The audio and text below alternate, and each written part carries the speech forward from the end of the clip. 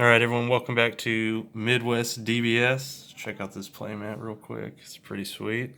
We got Rodney here. He went second with a pretty unique build on skillless, so we're going to showcase it for you. So go ahead, start. All right, I'd like to start off with my leader. Obvious what he does by now, if you don't know. He draws lots of cards and gets fat. He draws on this side, on the unawakened side, you reveal a 4-star ball. He draws a card, gets 5k. When he awakens, he turns an energy back and draws a card. And then on the awakened side, you reveal a 4-star, draw 2 cards, discard 1.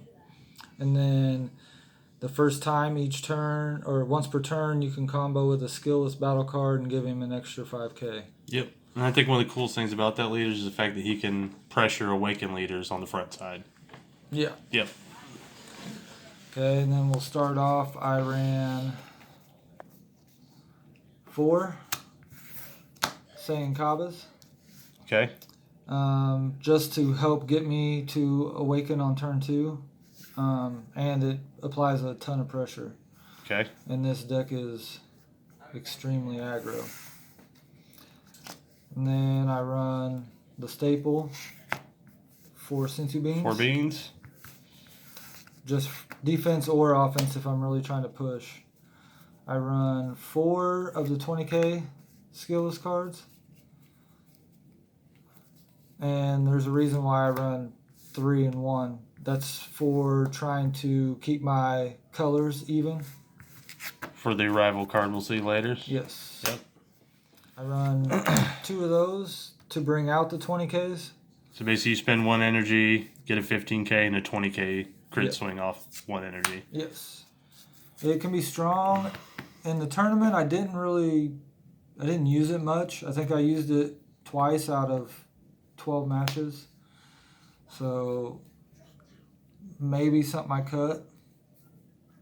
I run 3 Boos and 3 Zarbons.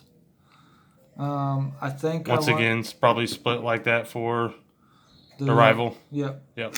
And I also need these for my secret spice I'm running. Yeah. Yeah, you do. So I'll probably up the red 30k, and if I take out the 20k engine, I'll up both red and blue. Okay. I run 2 of this guy. He's just, if you go ham and don't succeed, you can pop him out just to draw a card and apply a little bit more pressure because he doesn't cost any energy to overwhelm him. So basically he replaces himself. It's only overwhelm 4. Yep. Yep. I think I only used that a couple times. But when I used it for a reason. Obviously 4 of him. He's the backbone of the deck. He's what makes the deck tick, really. If you don't see him, you can do really, really bad with this deck. Yep.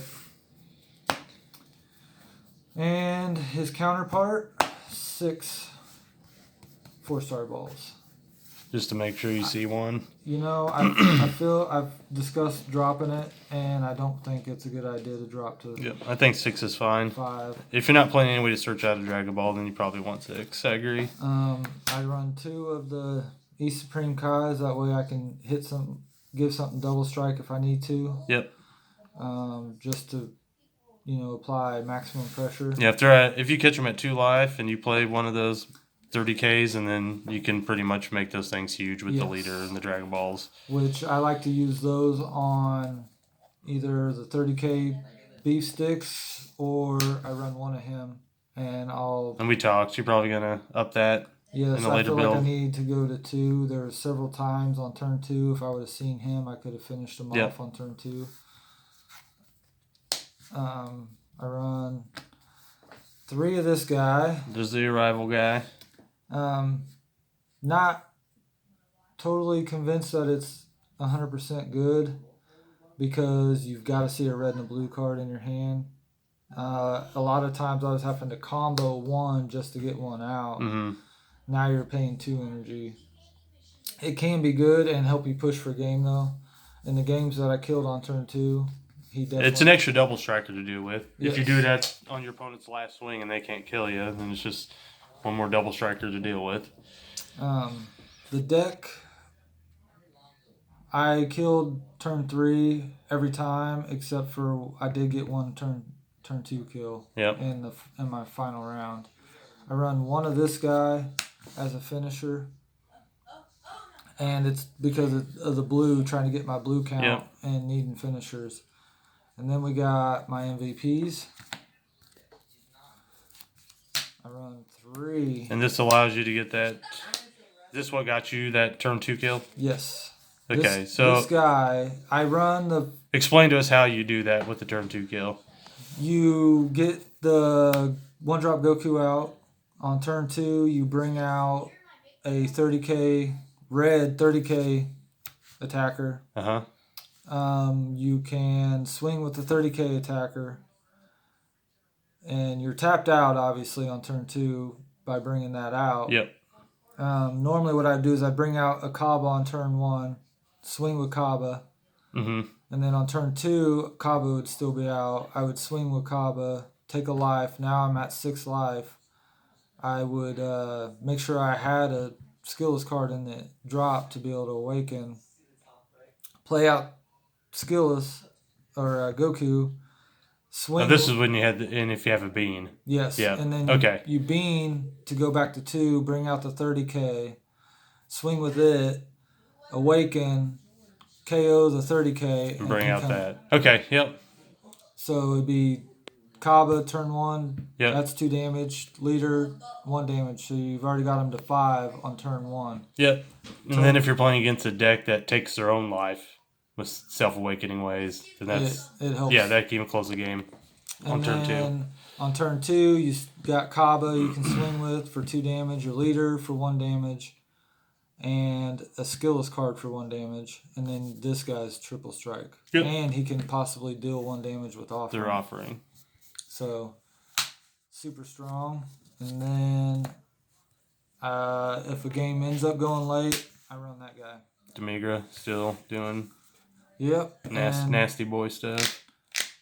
I went 3-0-1, and I made one gameplay mistake. I didn't charge on turn 5, and I ended up drawing that guy. If I would have charged and then drew him, I could have killed my opponent, and I would have went 4-0 and not taken a loss at all. Okay.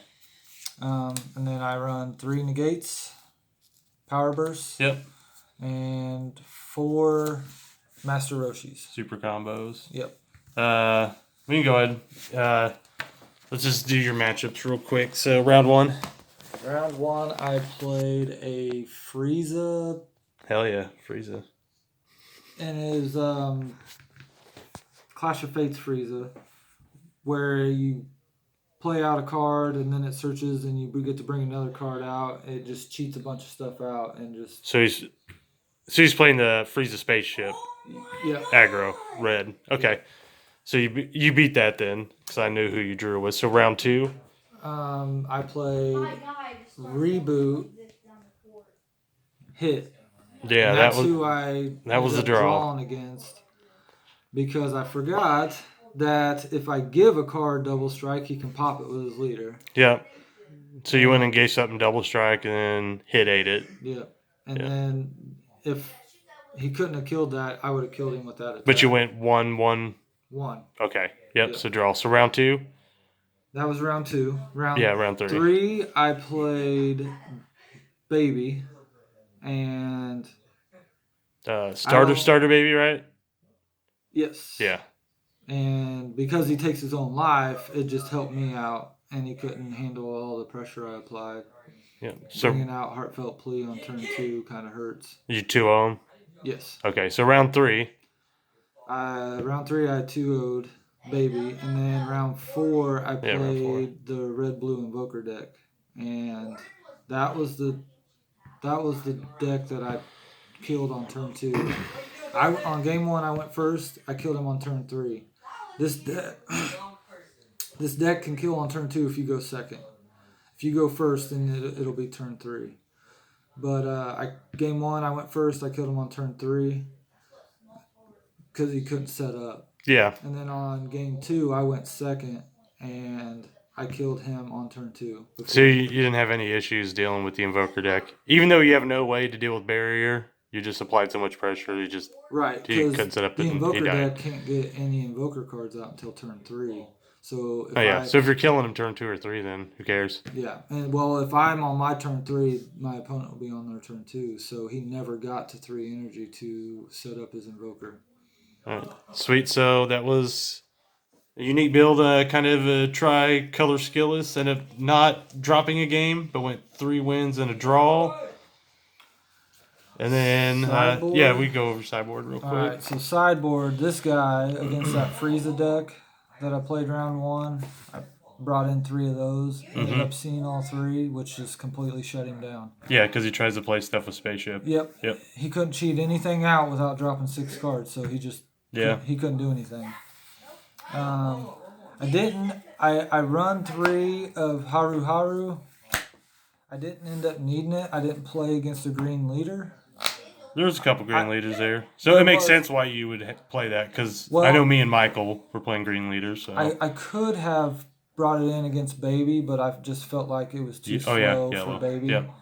I run a 4th Cooler, which in a lot of matchups I'll probably go to 4 with Cooler, because almost every single matchup I brought the 4th one. Okay, yeah. 2 Mafubas, in case I play. It goes late game and you need the stuff to catch the bombs. Right. Yeah, my deck is built to go super aggro. I tried to run more stuff for if I have to push the game late. Yep.